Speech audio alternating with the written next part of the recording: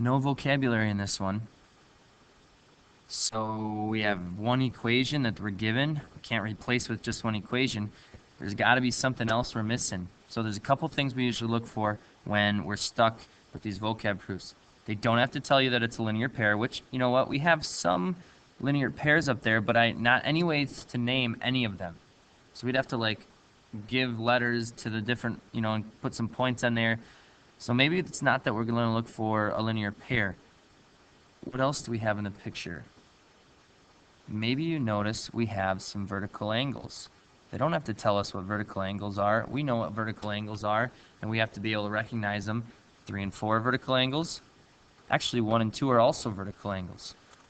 Now, what does it mean to be a vertical angle? Definition of vertical angles.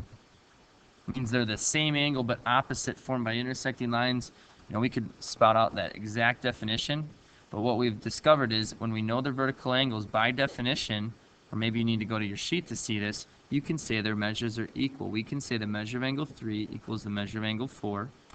We can also say that measure of angle 1 equals measure of angle 2, which, because we're using the same reasoning, we can say in the same step, measure of angle 1 equals measure of angle 2.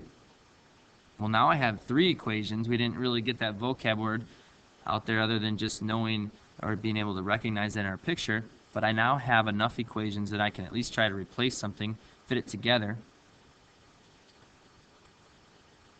What can you replace if we took that very first equation? What can you replace 1 with? Replace 1 with measure of angle 2. What can you replace 3 with? In one step, measure of angle 4, we can get, lost it. There we go. We can get measure of angle 2 plus measure of angle 4 instead of 1 and 3. That's it.